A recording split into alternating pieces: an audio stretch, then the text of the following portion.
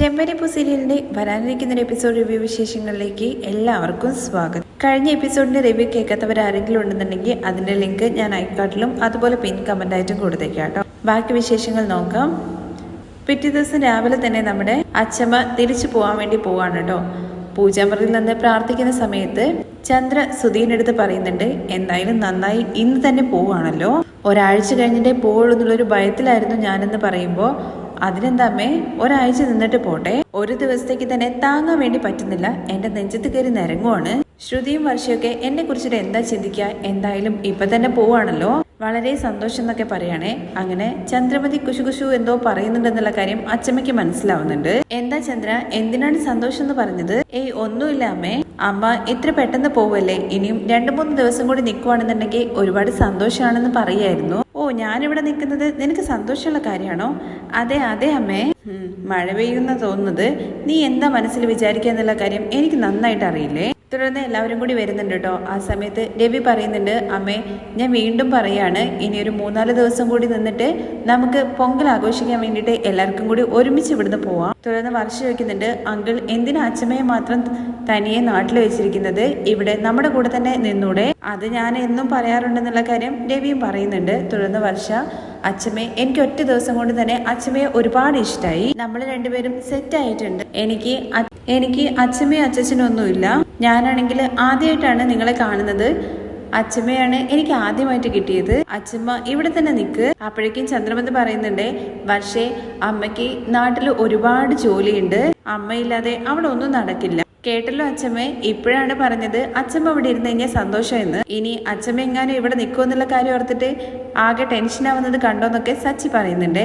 അപ്പോഴേക്കും അച്ഛമ്മയാണെങ്കിൽ പറയുന്നത്, ചന്ദ്രമതിയെ കുറിച്ച് എനിക്ക് നന്നായിട്ട് അറിയുന്നതല്ലേ, ഞാനെന്താ അവളെ ആദ്യമായിട്ട് കാണുകയാണോ? അച്ഛമ്മ ഇവിടെ തന്നെ നിൽക്കുക എന്നുള്ള കാര്യം വർഷ വീണ്ടും പറയുന്ന സമയത്ത്, ഇല്ല മോളെ, നാട്ടിൽ എനിക്ക് ഒരുപാട് ജോലിയുണ്ട്, നിങ്ങളെല്ലാവരും നാട്ടിലേക്ക് വരാൻ വേണ്ടി പോവല്ലേ? തുടർന്ന് രവി ചോദിക്കുന്നുണ്ട്, അമ്മേ ഞാൻ അമ്മയുടെ കൂടെ നാട്ടിലേക്ക് വന്നോട്ടെ? അപ്പോഴേക്കും ചന്ദ്ര, ഇപ്പോഴല്ലേ രവിയേട്ടന് ഓപ്പറേഷനൊക്കെ കഴിഞ്ഞത്, വണ്ടിയിൽ അത്രയും ദൂരമൊന്നും ട്രാവൽ ചെയ്യാൻ വേണ്ടി പാടില്ല. ചന്ദ്രെ നീ പേടിക്കൊന്നും വേണ്ട, നിന്റെ ഭർത്താവിനെ ഞാൻ പിരിച്ചു കൂട്ടിക്കൊണ്ടുപോകുന്നില്ല.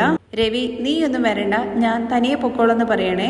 തുടർന്ന് സച്ചി, അച്ഛമ്മയെ അങ്ങനെയാണെന്നുണ്ടെങ്കിൽ ഞാൻ അച്ഛമ്മയെ കൊണ്ടിട്ട് നാട്ടിലാക്കാം, നീ എന്തിനാണ് വരുന്നെന്നുള്ള കാര്യം ചോദിക്കുമ്പോൾ, അച്ഛമ്മയെ ഞാൻ നാട്ടിൽ കൊണ്ടുവിടാം. എന്താ ഇങ്ങോട്ട് വന്ന് എനിക്ക് തിരികെ പോവാൻ അറിയില്ലേ? നീ വിളിച്ചിട്ടാണോടാ ഞാൻ ഇങ്ങോട്ട് വന്നത്? പറയേണ്ടതൊന്നും പറയാതെ ചുമ്മാ അവൻ വലിയ ഡയലോഗ് കളിക്കുന്നു.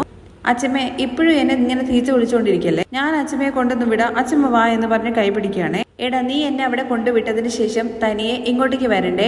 ആ സമയത്ത് ഇവിടെ 2 ഓട്ടോ ഓടിക്കഴിഞ്ഞ് കഴിഞ്ഞാൽ നിനക്ക് കാശ് കിട്ടില്ലേ? അച്ഛമ്മയേക്കാൾ വലുതാണോ എനിക്ക് കാറ്?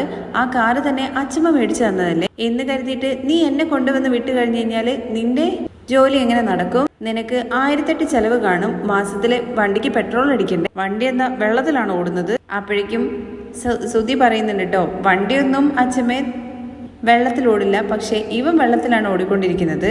അപ്പോഴേക്കും അച്ഛമ്മേ അതൊന്നുമില്ല, അവൻ വെറുതെ ചുമ്മാ ഓരോന്നും പറയുന്നത്, മിണ്ടാതിരിടാ എന്ന് പറഞ്ഞിട്ട് സച്ചി ഭീഷണിപ്പെടുത്താണ് സുധിയെ. അമ്മേ സച്ചി വേണമെന്നുണ്ടെങ്കിൽ അമ്മയെ നാട്ടിൽ കൊണ്ടുവന്ന് വിടും, അതൊന്നും വേണ്ടടാ രവി, അവന് ജോലി നോക്കട്ടെ, ഞാൻ ബസ്സിൽ പൊക്കോളാം. തുടർന്ന് ശ്രീകാന്ത് അച്ഛമ്മയുടെ അടുത്ത് ചോദിക്കുന്നുണ്ടേ, അച്ഛമ്മേ എന്നോട് അച്ഛമ്മയ്ക്ക് ദേഷ്യമൊന്നും ഇല്ലല്ലോ, അതെങ്ങനെയാണ് ഇല്ലാണ്ടിരിക്കുക? നീ ചെയ്തതെന്താ അത്ര സാധാരണയായിട്ടുള്ള കാര്യമാണോ? എന്റെ മകൻ പാവമാണ്, അതുകൊണ്ടാണ് അവൻ വേഗം തന്നെ വീട്ടിലേക്ക് നിങ്ങളെ വിളിച്ചു കയറ്റിയത്.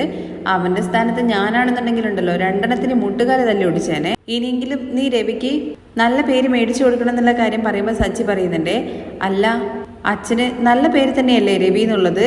എടാ അതല്ലടാ പറഞ്ഞത്, അവന് അഭിമാനം ഉണ്ടാക്കുന്ന കാര്യങ്ങൾ ചെയ്യണമെന്നാണ്.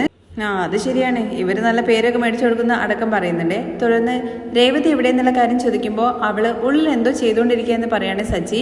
എനിക്ക് അവളുടെ അടുത്ത് കുറച്ച് തനിയെ സംസാരിക്കണം എന്ന് പറഞ്ഞിട്ട് അച്ഛമ്മ റൂമിലേക്ക് ചെല്ലുകയാണ്. അപ്പോഴേക്കും ചന്ദ്രമതി രവീന്ദ്രന്റെ അടുത്ത് ചോദിക്കുന്നുണ്ടോ, അല്ല അവളുടെ അടുത്ത് മാത്രമായിട്ട് തനിയെ എന്താ സംസാരിക്കാൻ വേണ്ടി പോകുന്നത്? എന്തെങ്കിലും സംസാരിക്കട്ടെ, നിനക്കെന്താ കുഴപ്പം? അങ്ങനെ അച്ഛമ്മളിലേക്ക് കയറി വരുമ്പോഴേക്കും തന്നെ അച്ഛമ്മ റെഡി ആയോ പോവാനെന്നുള്ള കാര്യം ചോദിക്കുകയാണേ. ഇതാ ഞാൻ ഷോൾ എടുത്ത് വെച്ചതാണ്, അച്ഛമ്മ ബസ്സിലല്ലേ പോകുന്നത്, നല്ല തണുപ്പുണ്ടാവും പറയുമ്പോൾ അതൊക്കെ അവിടെ ഇരിക്കട്ടെ, ഇന്നലെ നൈറ്റ് നിന്റെ അടുത്ത് ഞാൻ ചോദിക്കണമെന്ന് വിചാരിച്ചതാണ്, സച്ചിക്ക് എന്തെങ്കിലും കാശിന് അത്യാവശ്യം ഉണ്ടാവോ, അതോ കടം എന്തെങ്കിലും ആയോ? അങ്ങനെയൊന്നുമില്ല അച്ഛമ്മേ. അച്ഛമ്മ എന്താ അങ്ങനെ ചോദിച്ചത്? അല്ല നിന്റെ കഴുത്തിലും കയ്യിലൊക്കെ കിടക്കുന്ന വളയും സ്വർണ്ണാഭരണങ്ങളൊന്നും കാണുന്നില്ല, അതുകൊണ്ട് ചോദിച്ചാണെന്ന് പറയുമ്പോൾ അതൊക്കെ ഞാൻ ലോക്കറിനകത്ത് വെച്ചിട്ടുണ്ട് ഭദ്രമായിട്ടെന്ന് പറയണേ. നിനക്ക് എന്നെ കണ്ട എന്താ തോന്നുന്നത്? കഴുത്തില് താലി പോലും ഇല്ലാണ്ട് നീ അതും കൂടി ഊരിയിട്ട് ലോക്കറിൽ വെച്ച് പൂട്ടിയിരിക്കുകയാണോ? അത് അച്ഛമ്മന്നൊക്കെ പറയുമ്പോഴേക്കും എന്താണെന്ന് വെച്ചാൽ നീ വിഷയം പറ. സച്ചിക്ക് എന്തെങ്കിലും കടബാധ്യതകളുണ്ടോ? അവന് എന്തെങ്കിലും പ്രശ്നം ഉണ്ടെങ്കിൽ അവൻ എന്റെ അടുത്ത് പറയില്ല, ഞാൻ തന്നെ കണ്ടറിഞ്ഞ് അവൻ എന്തെങ്കിലും ചെയ്തു കൊടുക്കണം. എന്തെങ്കിലും ഒരു ആവശ്യം ഉണ്ടെന്നുണ്ടെങ്കിൽ നിങ്ങൾ എന്റെ അടുത്ത് ചോദിക്കണ്ടേ? രവിക്ക് ഹോസ്പിറ്റൽ ചെലവിന് വേണ്ടിയിട്ട് സ്വർണം മേടിച്ചു വെച്ചോ സച്ചി? ഞാൻ കാശ് തരാം, നീ തിരികെ എടുത്തു. കടമൊന്നുമില്ല മുത്തശ്ശി, അടവൊന്നും വെച്ചിട്ടുമില്ല. പിന്നെ ആഭരണങ്ങളൊക്കെ എവിടെ? അത് അമ്മയ്ക്ക് ഊരി കൊടുത്തു എന്ന് പറയണേ. എന്തിനെന്നുള്ള കാര്യം ചോദിക്കുമ്പോഴേക്കും അന്ന് ചന്ദ്രമതി പറഞ്ഞ കാര്യങ്ങളെല്ലാം അച്ഛമ്മയുടെ അടുത്ത് വിശദമായിട്ട് രേവതി പറയുന്നുണ്ട് കേട്ടോ. എന്റെ അച്ഛനെ അപമാനപ്പെടുത്തി സംസാരിക്കുന്ന സമയത്ത് എങ്ങനെ അച്ഛമ്മ എനിക്ക് സമാധാനമായിട്ട് ഇരിക്കാൻ പറ്റുക? അതുകൊണ്ട് ഞാൻ ആഭരണങ്ങളൊക്കെ കൊടുത്തു. ഇന്നലെ ഞാൻ വന്നപ്പോ തന്നെ നീ ഇതിനെക്കുറിച്ച് എന്റെ അടുത്ത് പറയേണ്ടതല്ലേ? അവൾ എന്താ അവളുടെ മനസ്സിൽ വിചാരിച്ചോണ്ടിരിക്കുന്നത്? എന്തോ അവള് 100 പാവം കൊണ്ട് വന്ന പോലെ ഇന്ന് ഞാൻ അവളെ എന്ന് പറഞ്ഞു കണ്ട് അച്ഛമ്മ പോകുമ്പോഴേക്കും അച്ഛമ്മ എന്ന് പറഞ്ഞിട്ട് പിടിച്ചു നിർത്താനുണ്ട് രേവതി. വേണ്ട അച്ഛമ്മേ, ഒരു പ്രശ്നവും വേണ്ട. അവൾ എന്ത് വർത്താനാ പറഞ്ഞത്?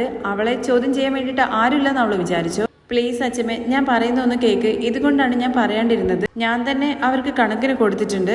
അതുകൊണ്ട് അവളെ വെറുതെ വിടാനാണോ നീ പറയുന്നെന്നുള്ള കാര്യം ചോദിക്കുമ്പോൾ വേണ്ട അച്ഛമ്മേ, ആവശ്യമില്ലാത്ത പ്രശ്നങ്ങൾ വരും. വേണ്ട അച്ഛമ്മേ, അത് വിട്ടേക്ക്. അച്ഛമ്മ അതിനെ കുറിച്ച് ഒന്നും ചോദിക്കണ്ട. പിന്നെ അച്ഛനാണ് മനസ്സ് വിഷമിക്കുക. എന്താ രേവതി ഇങ്ങനെ? നീ ഇങ്ങനെ നിൽക്കുന്നത് കൊണ്ടാണ് നിന്റെ തലയിൽ കയറിയിട്ട് അവൾ നിരങ്ങുന്നത്. പിന്നെ നീ പറഞ്ഞത് ശരി തന്നെയാണ്. രവി ഇപ്പോഴാണ് ഒന്ന് സുഖമായിട്ട് വരുന്നത്. അവനെ എന്തിനാ കഷ്ടപ്പെടുത്തുന്നത്? അവള് നാട്ടിലേക്ക് വരുമല്ലോ, അപ്പൊ ഞാൻ കാണിച്ചു കൊടുക്കാം. നീ എന്തിനാ ആഭരണങ്ങളൊക്കെ ഊരി കൊടുത്തത്? അത് എന്റെ മകൻ തന്നതാണ്. ഒരുപാട് തവണ അമ്മ ഇങ്ങനെ പറഞ്ഞു. അതുകൊണ്ടാണ് അച്ഛമ്മ ഞാൻ എല്ലാം ഊരി കൊടുത്തത്.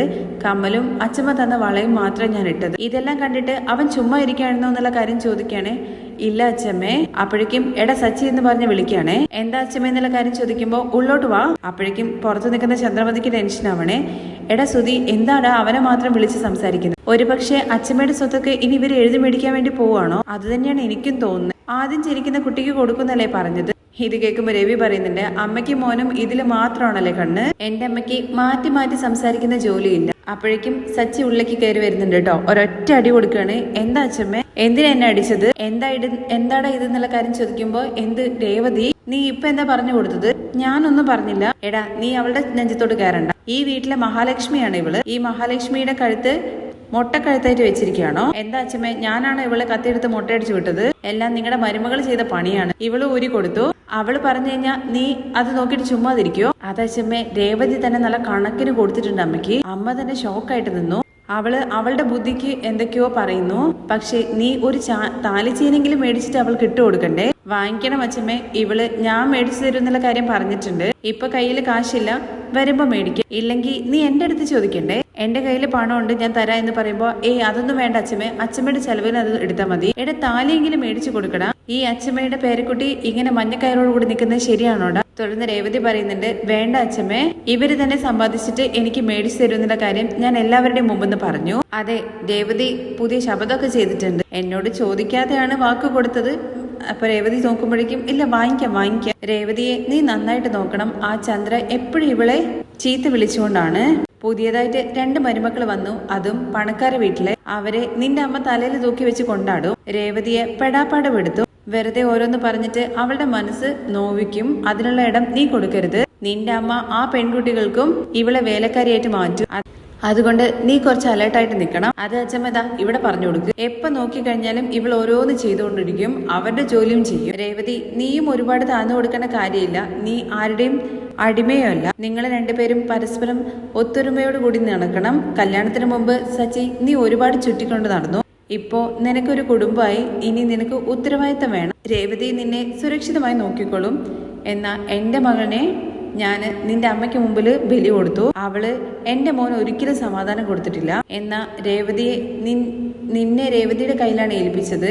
രേവതിക്കാണെങ്കിൽ നിന്നോട് സ്നേഹം കൂടുതലാണ്.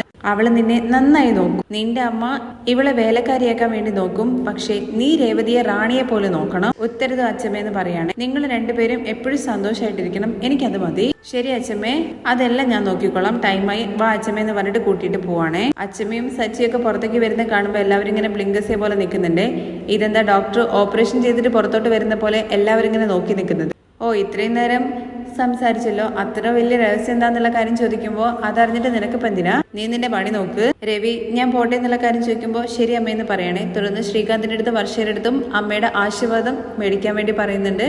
ആശീർവദിച്ചതിന് ശേഷം പൈസ കൊടുക്കുവാണേ. അപ്പോഴേക്കും ശ്രുതി പറയുന്നുണ്ട്, ബാ ശ്രുതി നമുക്കും ആശീർവാദം വാങ്ങാം അച്ഛമ്മയുടെ അടുത്ത്, പൈസയ്ക്ക് വേണ്ടി വരികയാണ് അച്ഛമ്മയെന്ന് പറയാണ്. സൂക്ഷിച്ചോണെന്നുള്ള കാര്യം പറയാണ്. അതുപോലെ തന്നെ രണ്ടുപേരും കൂടി ചേർന്നിട്ട് അനുഗ്രഹമൊക്കെ മേടിച്ചിട്ട് പൈസയും കൈപ്പറ്റുന്നുണ്ട്. തുടർന്ന് ശ്രുതിയുടെ അടുത്ത് പറയുന്നുണ്ട്, മോളെ നീയാണ് ഈ വീട്ടിലെ മൂത്ത മരുമകള്, ആ ഒരു ഉത്തരവാദിത്വം നിനക്ക് വേണം. ഒരു നല്ല മരുമകള് എങ്ങനെയായിരിക്കണം എന്നുള്ള കാര്യം നിന്റെ അമ്മായിമ്മയെ കണ്ടു പഠിക്കരുത്. പിന്നെ വീടിന്റെ കാര്യം അതോ ഗതിയായിരിക്കും. രേവതിയെ കണ്ടു പഠിക്കണം. 3 പേരും സഹോദരിമാരെ പോലെ ഇരിക്കണം. ചിലര് നിങ്ങൾക്കിടയിൽ ഓരോന്ന് പറഞ്ഞ് കുത്തിത്തിരിപ്പുണ്ടാക്കാൻ നോക്കൂ. അത് നിങ്ങൾ കാതിൽ കൊള്ളാൻ പാടില്ല. നിങ്ങൾ 3 പേരും ഒന്നായിരിക്കണം. ഇത് കേൾക്കുമ്പോൾ ശ്രുതി പറയുന്നുണ്ട്, ശരി അച്ഛമ്മേന്ന്. പൊങ്കലിന്റെ സമയത്ത് നിന്റെ അച്ഛൻ്റെ അടുത്ത് വരാൻ വേണ്ടി പറ. വരുമോ എന്നുള്ള കാര്യം ചോദിക്കുമ്പോൾ ഞാൻ ചോദിക്കാം അതിനെക്കുറിച്ച്. തുടർന്ന് വർഷേ, ഈ വീട്ടിലേക്ക് നല്ല രീതിയിൽ കല്യാണം കഴിച്ച് വന്നതല്ല നീ, പക്ഷേ നീ നല്ല മോളാണ്. രേവതിയുടെ അടുത്തും അതുപോലെ തന്നെ ശ്രുതിയും നീയും ഒന്നായിട്ടിരിക്കണം. സഹോദരിമാരെ പോലെ എല്ലാവരും പഴകണം. കണ്ടവരുടെ സംസാരമൊന്നും കേൾക്കരുതെന്ന് പറയുമ്പോൾ വർഷയും അതുപോലെ അച്ഛമ്മയൊക്കെ ചന്ദ്രമതിയുടെ മോത്തേക്കാണ് നോക്കുന്നത്. അപ്പോഴേക്കും ചന്ദ്രമതി രവിന്റെ അടുത്ത് പറയുന്നുണ്ട്, നിങ്ങളുടെ അമ്മ കുറെ നേരം എന്നെ തന്നെ കുത്തിക്കാട്ടി സംസാരിക്കുന്നു. എന്താണ് അവിടെ എന്നുള്ള കാര്യം ചോദിക്കുമ്പോൾ അല്ല അമ്മ, അവൾ എന്തൊക്കെയോ കുത്തിക്കാട്ടുന്ന കാര്യത്തെക്കുറിച്ച് പറയുന്നു. ചന്ദ്രേ, നിന്റെ 3 മരുമക്കളെയും ഭേദമില്ലാതെ ഒരുപോലെ കാണണം. ആരെയും പൊക്കിയിട്ടോ താഴ്ത്തിയിട്ടോ കാണരുത്. രേവതി ഈ വീടിന്റെ വിളക്കാണ്. അവളുടെ വില മനസ്സിലാക്കാതെ നീ തൊലയ്ക്കരുത്. മനസ്സിലായി എന്ന് വിചാരിക്കുന്നു പറയുമ്പോൾ ചന്ദ്രമതി എന്ന് പറഞ്ഞ രീതിയിൽ കാണിക്കുകയാണേ. ശരി രവി, ഞാൻ പോവാണ്. നാട്ടിൽ പോയാലും എന്റെ മനസ്സ് നിന്റെ കൂടെ തന്നെയായിരിക്കും. നീ ശരീരമൊക്കെ നന്നായിട്ട് നോക്കണം. ശരി അമ്മേ, അതൊക്കെ ഞാൻ നോക്കിക്കോളാം. അമ്മ ഭയപ്പെടാതെ പോയിട്ട് വാ. ഞാനല്ലല്ലോ വരുന്നത്, നിങ്ങളൊക്കെ പൊങ്കലിന്റെ ഒരു ദിവസം മുമ്പ് തന്നെ അങ്ങോട്ട് വരണം. ചന്ദ്രേ, നിനക്കും കൂടി ചേർത്തിട്ടാണ്. ശരി അമ്മേ, ഞങ്ങൾ വരാം. ശരി അച്ഛമ്മേ, വാ പോവാന്നുള്ള കാര്യം പറയുമ്പോൾ എടാ ഞാൻ പറഞ്ഞില്ല ഞാൻ പൊക്കോളാം എന്നുള്ള കാര്യം. അച്ഛമ്മയെ ഞാൻ ബസ് കയറ്റി വിടാം. അങ്ങനെ എല്ലാവരും കൂടി ചേർന്നിട്ട് അച്ഛമ്മയെ യാത്രയൊക്കെയാണ് കേട്ടോ. ഇത് രാത്രിയാണ് കേട്ടോ. ചന്ദ്ര രവിക്ക് വേണ്ടിയിട്ട് പാലെടുത്തോണ്ട് വരുന്നുണ്ട്. ഇതെന്താന്ന് ചോദിക്കുമ്പോൾ പാലാണെന്ന് കേൾക്കുവാണ് കേട്ടോ രവി. എന്താ ബാക്കി വന്നോ എന്നുള്ള കാര്യം ചോദിക്കുന്നുണ്ടേ. അല്ല, ഞാൻ നിങ്ങൾക്ക് വേണ്ടിയിട്ട് എടുത്തോണ്ട് വന്നതാണ്. എനിക്ക് എന്തിനാണ്, മക്കൾക്ക് കൊടുക്ക്. അവരാണല്ലോ ജോലിക്കൊക്കെ പോയിട്ട് ക്ഷീണിച്ചു വരുന്നത്. ഞാൻ ചുമ്മാ ഇരിക്കല്ലേ. ഓ, എനിക്കെന്തിനാ അപ്പൊ അതിന്റെയൊക്കെ ആവശ്യം? ഞാൻ നിങ്ങളെ നല്ല നോക്കില്ല എന്ന് പറഞ്ഞുകൊണ്ട് നിങ്ങളുടെ അമ്മ വന്നിട്ട് പറഞ്ഞത് കേട്ടില്ലേ, നിങ്ങൾക്ക് നെഞ്ചുവേദന വരാനുള്ള കാരണം ഞാനാണെന്ന് ഇപ്പോൾ നാട്ടിൽ മൊത്തം ചെന്നിട്ട് പാട്ടാക്കി കാണും. അപ്പൊ നീ എന്നോടുള്ള സ്നേഹം കൊണ്ട് തരുമൊന്നുമല്ല, നിനക്ക് ചീത്തപ്പേര് വരരുതെന്ന് വിചാരിച്ചിട്ട് തന്നതാണല്ലേ. അപ്പോ എന്താണ്, എനിക്ക് നിങ്ങളോട് സ്നേഹമില്ലെന്ന് പറഞ്ഞു വരികയാണോ? അങ്ങനെ രവി മേടിച്ച് കുടിക്കുന്നുണ്ട്. കുടിക്കുന്ന സമയത്ത് ചോദിക്കുന്നുണ്ട് കേട്ടോ, പൊങ്കലിന് നാട്ടിലേക്ക് വരണം എന്നുള്ള കാര്യം അമ്മ പറഞ്ഞത് ഓർക്കുന്നില്ലേ എന്നുള്ള കാര്യം ചോദിക്കുമ്പോൾ എനിക്കെന്താ മറവിയുണ്ടോ? അതെല്ലാം എനിക്ക് നല്ല ഓർമ്മയുണ്ട്. ഇപ്പൊ കൂടെ അമ്മ വിളിച്ചപ്പോൾ അതിനെക്കുറിച്ച് ഓർമ്മപ്പെടുത്തിയുള്ളൂ. അവസാന നിമിഷം ലീവ് കിട്ടില്ല അത് ഇതെന്ന് പറഞ്ഞിട്ട് ആരും ഒഴിയരുതല്ലോ. അങ്ങനെ ആരാണ് പറയാൻ വേണ്ടി പോകുന്നത്? അല്ല, ഈ സുധി എപ്പോഴും ബിസി ആണല്ലോ. അപ്പോഴേക്കും സുധി അതുവഴി വെള്ളം എടുക്കാൻ വേണ്ടി പോകുന്നുണ്ട് കേട്ടോ. സുധി എന്ന് പറഞ്ഞ് വിളിക്കുമ്പോൾ എന്താ അച്ഛാന്ന് ചോദിക്കുകയാണേ. അല്ല, പൊങ്കലിന് നാട്ടിൽ പോകാൻ വേണ്ടിയിട്ട് നിനക്ക് ലീവ് കിട്ടുമല്ലോ എന്നുള്ള കാര്യം ചോദിക്കുമ്പോൾ ഓ അത്രയേ ഉള്ളൂ, അവന് വേണമെങ്കിൽ 1 മാസം വരെ ലീവ് കിട്ടും. 1 മാസത്തെ ലീവോ? അല്ല, അവന് കമ്പനിയിൽ അത്രയും നല്ല പേരുണ്ടെന്നാണ് ഞാൻ ഉദ്ദേശിച്ചത്. 1 മാസം അവനോട് അവിടെ പോകാണ്ടിരുന്നാൽ പോലും ആരും ഒരു ചോദ്യം ചോദിക്കില്ല. അല്ലയുടെ സുധി എന്നുള്ള കാര്യം ചോദിക്കുമ്പോൾ ലീവൊക്കെ കിട്ടും അച്ഛാ, ഞാൻ ഇപ്പൊ തന്നെ മെയിൽ അയക്കാന്ന് പറയുമ്പോൾ ചന്ദ്രമതി ചോദിക്കുന്നുണ്ട് ആർക്ക്? ബോസ്ക്ക് അമ്മ എന്ന് പറയാണ്. അപ്പോഴേക്കും ശ്രുതി പുറത്തേക്ക് വന്നിട്ട് അല്ല സുധി വെള്ളം എടുത്തില്ലേ എന്നുള്ള കാര്യം ചോദിക്കുമ്പോൾ ഇതാ എടുക്കാൻ വേണ്ടി പോവാണ്. ശ്രുതി വരുമ്പോ ചോദിക്കുന്നുണ്ട് കേട്ടോ രവി, ശ്രുതി നീയും വരില്ലേ എന്നുള്ള കാര്യം. പക്ഷേ പാർലർ ആരാ നോക്കുക? അവിടെ സ്റ്റാഫ് ഉണ്ടല്ലോ, അവര് നോക്കിക്കോളൂന്ന് ചന്ദ്ര പറയാണ്. അല്ലേ ശ്രുതി എന്നുള്ള കാര്യം ചോദിക്കുമ്പോൾ ശ്രുതി മനസ്സിൽ വിചാരിക്കുന്നുണ്ട് ഞാൻ തന്നെ അവിടെ സ്റ്റാഫായിട്ടാണ് നിൽക്കുന്നത്, ഇതെന്നാണോ പിടിക്കപ്പെടാൻ വേണ്ടി പോകുന്നത്? അങ്ങനെ ചന്ദ്രമതി വീണ്ടും ചോദിക്കുന്നുണ്ട് ശരിയല്ലേ ശ്രുതി? അതെ ആന്റി, പറഞ്ഞിട്ട് വന്നു കഴിഞ്ഞാൽ അവര് നോക്കിക്കോളൂ. നാട്ടിൽ പോകുന്നതിന് മുമ്പ് ഞാൻ പാർലറിലേക്ക് വരാം എന്ന് പറയുമ്പോൾ എന്തിനാ ആന്റി എന്ന് ചോദിക്കുകയാണെ. ഫേഷ്യലൊക്കെ ചെയ്യാൻ വേണ്ടിയിട്ട്. അപ്പോഴല്ലേ നല്ല സുന്ദരിയായിട്ടിരിക്കുള്ളൂ. അവിടെ ഭയങ്കര വെയിലാണ്, സ്കിന്നൊന്നും കറക്കാൻ വേണ്ടി പാടില്ലല്ലോ. അതെ, ഊട്ടിയിലും കൊടൈക്കനാലൊക്കെ പോയി കഴിഞ്ഞ് കഴിഞ്ഞാൽ ഭയങ്കര തണുപ്പാണ്. പക്ഷേ എന്റെ നാട്ടിൽ വന്നാൽ മാത്രം ഭയങ്കര ചൂടായിരിക്കും. വെറുതെ ഓരോന്ന് പറയല്ലേ ചന്ദ്രേ. ഈ പ്രാവശ്യം എല്ലാവരും പൊങ്കലിന് നാട്ടിലേക്ക് പോണം. ശ്രീകാന്ത് കല്യാണം കഴിച്ച കാര്യത്തെക്കുറിച്ചും പറഞ്ഞില്ല, എനിക്ക് സുഖമില്ലാണ്ടായതിനെ കുറിച്ചും പറഞ്ഞില്ല. അതിൽ തന്നെ അമ്മ ഭയങ്കര ദേഷ്യത്തിലാണ്. വയസ്സായപ്പോ നമ്മള് അവരെയും പരിഗണിക്കുന്നില്ല എന്നുള്ള രീതി ആവില്ലേ? നാട്ടിലേക്ക് പോയി കഴിഞ്ഞു കഴിഞ്ഞാൽ അമ്മയും സമാധാനപ്പെടുത്തുന്ന ഒരു രീതി ആവും. അപ്പണ്ട് നമ്മുടെ വർഷയാണെങ്കിൽ ഫ്ലൈങ് ബാറ്റുമായിട്ട് വന്നിട്ട് കൊതുകിനെ പിടിക്കുന്നുട്ടോ. ആ ഇട്ട ഡ്രസ്സാണെങ്കിൽ കുഞ്ഞു ഉടുപ്പാണ് കേട്ടോ ഇട്ടിരിക്കുന്നത്. അത് കണ്ടിട്ട് രവി തല തിരിച്ചങ്ങോട്ട് നിൽക്കുന്നുണ്ട്. ചന്ദ്രമതിക്ക് ആകെ ടെൻഷൻ ആവുന്നുണ്ട്. വർഷ എന്ത് പറ്റി എന്നുള്ള കാര്യം ചോദിക്കുമ്പോൾ ഉള്ളിൽ മൊത്തം കൊതുകാണ് ആന്റി. ഹാളിലും ഒരുപാട് കൊതുകുണ്ട്. നിങ്ങൾ എങ്ങനെ ഇവിടെ ഉറങ്ങുന്നത്? ഞാൻ ഫുള്ളായിട്ടും പിടിച്ചു തരാം. അപ്പോഴേക്ക് രേവതി അങ്ങോട്ടേക്ക് വരുന്നുണ്ട്. വർഷേ എന്താ ഇത് എന്നുള്ള കാര്യം ചോദിക്കുകയാണ്. ഇത് മോസ്കിറ്റോ ബാറ്റാണ്, എല്ലാം ഇതിനകത്ത് പിടിക്കാം. പക്ഷേ രേവതി ചോദിച്ചത് ഡ്രസ്സിനെ കുറിച്ചാണ്. അത് നമ്മുടെ വർഷയ്ക്ക് മനസ്സിലാവുന്നില്ല. അതേസമയം രവിയാണെങ്കിൽ മുഖം അങ്ങോട്ട് തിരിച്ചു വെച്ച് അതുപോലെ തന്നെ നിൽക്കുന്നുണ്ട്. എല്ലാവരും രവിയെ ശ്രദ്ധിക്കുന്നുണ്ട്. അങ്ങനെ വർഷയെ എങ്ങനെയെങ്കിലും അവിടെ നിന്ന് ഒഴിവാക്കണം എന്നുള്ള രീതിയിൽ വർഷ ഞാൻ നോക്കിക്കോളാം എന്നുള്ള കാര്യം രേവതി പറയാണേ. എന്തെല്ലാം ജോലിയാണ് ചേച്ചി ചെയ്യുന്നത്, ഇത് ഞാൻ നോക്കിക്കോളാം. അങ്ങനെ രവിക്ക് അരികിലേക്ക് എത്തുന്ന സമയത്ത് വർഷയെ മതി എന്ന് പറയാണേ. അങ്കിൾ കുറച്ചു നേരം അങ്ങോട്ട് മാറി നിൽക്കും എന്നുള്ള കാര്യം ചോദിക്കുമ്പോൾ രവി അങ്ങോട്ടേക്ക് മാറി നിൽക്കുകയാണ് കേട്ടോ. കട്ടിലിന്റെ മേലെയൊക്കെ കയറിയിട്ട് ഫുള്ള് കൊതുക് പിടുത്താണ്. അപ്പോഴേക്കും ചന്ദ്ര പറയുന്നുണ്ട്, മതി വർഷേ, നീ ഇങ്ങോട്ട് ഇറങ്ങുക എന്നുള്ള കാര്യം. ഇല്ല ആന്റി, കൊതുക് നമ്മുടെ കണ്ണ് കാണുന്നിടത്തുണ്ടാവില്ല, പക്ഷെ ഇവിടെയൊക്കെ ഉണ്ടാകും. അതൊക്കെ നന്നായിട്ട് കാണാൻ വേണ്ടി പറ്റുന്നുണ്ട്, നീ ഇങ്ങോട്ട് ഇറങ്ങുമെന്ന് പറഞ്ഞിട്ട് പിടിച്ചിറക്കുവാണേ. അയ്യോ ആന്റി, കൊതുക് ഇരുന്ന് കഴിഞ്ഞ് കഴിഞ്ഞാല് നിങ്ങൾക്ക് ഉറങ്ങാൻ വേണ്ടി പറ്റില്ല, നന്നായിട്ട് കടിക്കും. അത് കടിച്ചാലും കുഴപ്പമില്ല, ഇനിയിപ്പോ 2 ലിറ്റർ രക്തം പോയാലും കുഴപ്പമില്ല. അവർക്ക് നെഞ്ചുവലി വരുത്താനുള്ള പരിപാടി ഒന്നും ചെയ്തു വെക്കല്ലേ, നീ വാ എന്ന് പറയാം. എന്നിട്ട് വർഷയെ റൂമിലേക്ക് കൊണ്ടുപോവാണേ. അത് കഴിഞ്ഞതിന്റെ ശേഷമാണ് രവി പോയിട്ട് ബെഡിലിരിക്കുന്നത്. അപ്പോൾ അതുവഴി ശ്രുതി വരുന്നുണ്ട്. ഇതാ വെള്ളം ഇച്ചിരി കുറവാണെന്ന് പറഞ്ഞിട്ട് വീണ്ടും എടുക്കാൻ വേണ്ടി പോകുമ്പോൾ മതി, റൂമിലേക്ക് എന്നുള്ള കാര്യം ശ്രുതി പറയുന്നുണ്ട്. തുടർന്ന് ചന്ദ്രമതി ചോദിക്കുന്നുണ്ട്, അല്ല വർഷേ, നീ നിന്റെ വീട്ടിൽ നിന്ന് ഡ്രസ്സൊന്നും മൊത്തത്തിൽ എടുത്തില്ലേ എന്നുള്ള കാര്യം ചോദിക്കുമ്പോൾ എല്ലാം എടുത്തിട്ടാണല്ലോ വന്നത് ആന്റി, പിന്നെ എന്തിനാ ഇതിട്ടിരിക്കുന്നത്? വെളിയിൽ നല്ല തണുപ്പുണ്ട്, അപ്പോൾ ഫുള്ളായിട്ട് മറിക്കുന്ന രീതിയിൽ പാന്റ് ഒന്നുമില്ലേ? ഉണ്ട്, എനിക്ക് ഈ ഡ്രസ്സ് ഇടണമെന്ന് തോന്നി, അതുകൊണ്ട് ഇട്ടു. തുടർന്ന് ശ്രുതി പറയുന്നുണ്ട്, അല്ല വർഷേ, നിനക്ക് ഈ ഡ്രസ്സ് അത്ര കംഫർട്ടബിൾ ആയിരിക്കില്ലല്ലോ എന്ന് ചോദിക്കുമ്പോൾ എനിക്ക് നല്ല കംഫർട്ടബിൾ ആണ് ശ്രുതി ചേച്ചി, ഇടുന്ന നിനക്ക് മാത്രം കംഫർട്ടബിൾ ആയാൽ മതിയോ എന്നുള്ള കാര്യം ശ്രുതി ചോദിക്കുമ്പോൾ പിന്നെ ആർക്ക് കംഫർട്ടബിൾ ആവണം? കാണുന്നവർക്കും വേണമല്ലോ. എന്റെ ഡ്രസ്സ് എനിക്ക് ഇഷ്ടമുള്ളതുപോലെ ഞാൻ ഇടുന്നു, ഇതില് ബാക്കിയുള്ളവർക്ക് എന്താ പ്രശ്നം? അതല്ല വർഷ, ഇത് ചെറിയ ഡ്രസ്സല്ലേ, ഇവിടെ വേറെ ആണുങ്ങളുണ്ടല്ലോ, നിന്റെ അങ്കിൾ ഉണ്ടെന്നുള്ള കാര്യം പറയുമ്പോൾ എന്താ ആന്റി നിങ്ങൾ തന്നെ ഇങ്ങനെ പറയുന്നത്? അവര് നിന്നാ എന്താ കുഴപ്പം, അങ്കിളിൽ നിന്നാ എന്താ കുഴപ്പം? എനിക്കിത് കംഫർട്ടബിൾ ആണ്. എന്റെ വീട്ടില് അച്ഛനും അമ്മയുള്ള സമയത്തും ഞാൻ ഇതുപോലത്തെ ഡ്രസ്സ് തന്നെ ഇടാറ്. അവരൊന്നും പറഞ്ഞിട്ടില്ലല്ലോ ആന്റി ഇതുവരെ. ഇതും എന്റെ വീട് തന്നെയല്ലേ? അതെ, നിന്റെ വീട് തന്നെയാണ്. അപ്പോ എന്റെ വീട്ടില് ഞാൻ എനിക്കിഷ്ടമുള്ള രീതിയിലല്ലേ ഡ്രസ്സ് ഇടേണ്ടത്.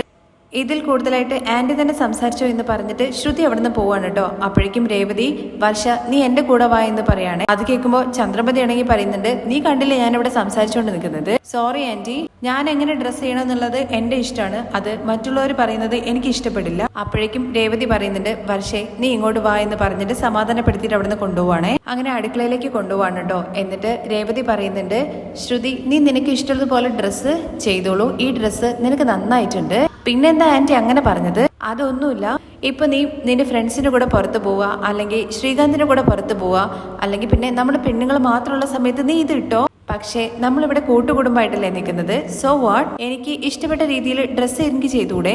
വർഷേ, നമുക്ക് ഇഷ്ടപ്പെടുന്ന ഡ്രസ്സൊക്കെ നമുക്ക് ഇടാം, പക്ഷെ അത് മറ്റുള്ളവരുടെ ധർമ്മസങ്കടം ആക്കുന്ന രീതിയിലാവരുത്. എന്താ ചേച്ചി നിങ്ങളും ഇങ്ങനെ പറയുന്നത്? ശരി, ഇങ്ങനെ ഡ്രസ്സ് ഇട്ടേ ശരി, അല്ലെങ്കിൽ ഇങ്ങനെ ഡ്രസ്സ് ഇട്ടാൽ തെറ്റ് എന്നുള്ള രീതിയിൽ ഞാൻ പറയുന്നില്ല, അതൊക്കെ അവരവരുടെ ഇഷ്ടമാണ്. പക്ഷേ ഇവിടെ അച്ഛനില്ലേ, അച്ഛൻ വയസ്സിന് മൂത്ത ആളല്ലേ, അവർക്ക് കുറച്ച് മര്യാദ കൊടുക്കണ്ടേ? ഞാൻ റെസ്പെക്ട് കൊടുത്തിട്ട് തന്നെയാണല്ലോ സംസാരിക്കുന്നത്, ഇല്ലാന്ന് ഞാൻ പറഞ്ഞില്ല വർഷേ. അത് നമ്മൾ സംസാരിക്കുന്നത് മാത്രമല്ല, നമ്മൾ നടക്കുന്ന രീതിയിലും ഒരിക്കലും റെസ്പെക്ട് കുറയാൻ പാടില്ല. അതാണ് അമ്മ ഫീൽ ചെയ്തത്. ഇതെനിക്ക് അറിയില്ലായിരുന്നു രേവതി ചേച്ചി. നമുക്കുള്ള ഡ്രസ്സ്, നമുക്ക് ഇഷ്ടപ്പെട്ട ഡ്രസ്സ് നമ്മൾ ഇടുന്നു, നമുക്ക് ഇഷ്ടപ്പെട്ട ഭക്ഷണം നമ്മൾ കഴിക്കുന്നു, അതിനും ഇങ്ങനെ ഓരോരോ റൂൾസ് ഉണ്ടാക്കി വെച്ചാൽ എങ്ങനെ ശരിയാവും? നമുക്ക് എന്ത് ശരി എന്നുള്ള കാര്യം മറ്റുള്ളവർ ഡിസൈഡ് ചെയ്യാൻ വേണ്ടി പാടില്ല ചേച്ചി. ഓരോരുത്തരും ഇൻഡിവിജ്വൽസ് ആണ്, അവരവർക്ക് ഓരോരോ പ്രൈവസി ഉണ്ടല്ലോ. അതെല്ലാം ശരി തന്നെയാണ് വർഷ. എന്നാലും നമ്മുടെ നാട്ടിൽ ചില പഴക്കങ്ങളും വഴക്കങ്ങളും ഒക്കെ ഉണ്ട്. ചിലര് അതെല്ലാം കണ്ടിട്ടായിരിക്കും വളർന്നത്. അങ്ങനെയുള്ള ആൾക്കാര് പുതിയതായിട്ടുള്ള ഓരോ ശീലങ്ങൾ കാണുമ്പോൾ അവർക്കൊരു ഭയവും പേടിയൊക്കെ തോന്നും. അതുകൊണ്ട് അത് ചീത്ത കാര്യമാണെന്ന് പറഞ്ഞിട്ട് ഒതുക്കി വെക്കും. എന്നാൽ കാലപ്പോക്കിലെല്ലാം മാറും. അതുകൊണ്ട് തന്നെ നിങ്ങൾ ഈ രീതിയിൽ ഡ്രസ്സ് ചെയ്യുന്നത് തെറ്റ്. എന്നാൽ നമ്മുടെ ചുറ്റിനുള്ള ആൾക്കാര് അത് ഏറ്റുപോലെയുള്ള ഒരു രീതിയിലുള്ള ഒരു മനനിലയിലാവണല്ലോ. അങ്കിളും പ്രത്യേകിച്ച് ഒന്നും പറയില്ല, പക്ഷേ അച്ഛൻ നമ്മളെ കാണുന്നത് സ്വന്തം മക്കളെ പോലെയാണ്. എന്നാലും നമ്മൾ അവർക്ക് മര്യാദ കൊടുക്കണമല്ലോ. എന്തൊക്കെയോ ചേച്ചി വലിയ ക്ലാസ് ഒക്കെ എടുക്കുന്നു. എന്തുകൊണ്ടാണ് നമ്മുടെ നാട്ടിലെ പെണ്ണുങ്ങളെ ഡ്രസ്സിനെ കുറിച്ച് ഡിബേറ്റ് ചെയ്തുകൊണ്ടിരിക്കുന്നതെന്ന് അറിയില്ല. നമ്മൾ ധരിക്കുന്ന ഡ്രസ്സിലല്ല, നോക്കുന്ന കണ്ണിലാണ് കുഴപ്പം. അത് പറഞ്ഞു കഴിഞ്ഞാൽ ആർക്കും മനസ്സിലാവില്ല. ശരി, ഓക്കെ, മറ്റുള്ളവർക്ക് ഡിസ്റ്റർബൻസ് ആവുന്നുണ്ടെങ്കിൽ ഞാൻ കുറച്ച് അഡ്ജസ്റ്റ് ചെയ്യാം. ഇപ്പൊ എന്താ ഞാനിത് ചേഞ്ച് ചെയ്യണം അതല്ലേ എന്നുള്ള കാര്യം ചോദിക്കുമ്പോൾ രേവതി ചേച്ചിക്ക് വേണ്ടിയിട്ട് ഞാൻ ചെയ്യാന്ന് പറയണേ. ഇത് കേൾക്കുമ്പോൾ രേവതിക്ക് ഭയങ്കര സന്തോഷമാവുന്നുണ്ട്. താങ്ക്സ് ശ്രുതി എന്നൊക്കെ പറയണേ. ഇത് കേട്ടിട്ട് വണ്ടറടിച്ച് പോലെ നിൽക്കുകയാണ് കേട്ടോ നമ്മുടെ ശ്രുതിയും അതുപോലെ തന്നെ ചന്ദ്രയും. അങ്ങനെ വർഷ റൂമിലേക്കും പോകുന്നുണ്ട്, രേവതിയുടെ റൂമിലേക്കും പോവാണ്. അത് കഴിഞ്ഞ് ശ്രുതി ചോദിക്കുന്നുണ്ട്, അല്ല ആന്റി, അവള് പറഞ്ഞ ഉടനെ തന്നെ ശരിയെന്ന് പറഞ്ഞിട്ട് അവള് പോയത് കണ്ടില്ലേ? ഇവൾക്ക് എവിടുന്ന ഇത്രയും പെട്ടെന്ന് അറിവൊക്കെ വന്നത്? എന്നാ വർഷ പറഞ്ഞതും ശരി തന്നെയല്ലേ ആന്റി? ഡ്രസ്സ് ഇടുക എന്ന് പറയുന്നതൊക്കെ അവരവരുടെ ഇഷ്ടമല്ലേ? അങ്ങനെ വർഷ വേറെ ഡ്രസ്സ് ഇട്ടിട്ട് വരികയാണ് കേട്ടോ. എന്നിട്ട് രേവതി ചേച്ചി ഇത് ഓക്കെ ആണെന്നുള്ള കാര്യം ചോദിക്കുമ്പോൾ, നീ എന്ത് ഡ്രസ്സ് ഇട്ട് കഴിഞ്ഞാലും സുന്ദരിയാണെന്ന് പറയാണേ. അങ്ങനെ ആന്റി ഈ ഡ്രസ്സ് ഓക്കെ അല്ലേ? ശ്രുതി ചേച്ചി ഇതിപ്പോ എല്ലാവർക്കും കംഫർട്ട് അല്ലേ എന്നുള്ള കാര്യമൊക്കെ ചോദിക്കുന്നുണ്ട്. അപ്പോഴേക്കും രവി ഇങ്ങനെ നോക്കുന്നുണ്ട്. അങ്ങനെ രേവതി ചെയ്ത ആ കാര്യം ഓർത്തിട്ട് നമ്മുടെ രവിക്ക് ഭയങ്കരമായിട്ട് സന്തോഷമാവുന്നുണ്ട് കേട്ടോ. ചന്ദ്രമതി വിചാരിച്ചിട്ട് നടക്കാത്ത കാര്യം രേവതി ചെയ്ത് കാണിച്ചു കൊടുക്കുവാണേ. അതില് ചന്ദ്രമതിക്കും അതുപോലെ തന്നെ ശ്രുതിക്കും നല്ല കുശുമ്പുണ്ട്. ആ രംഗത്തോട് കൂടിയിട്ടാണ് മറ്റൊരു എപ്പിസോഡിന്റെ രംഗം അവസാനിക്കുന്നത്. ബാക്കി വിശേഷങ്ങൾ കേൾക്കാൻ താല്പര്യമുണ്ടെന്നുണ്ടെങ്കിൽ നെക്സ്റ്റ് എപ്പിസോഡിൽ നിന്ന് കമന്റ് ചെയ്യണേ. Thank you.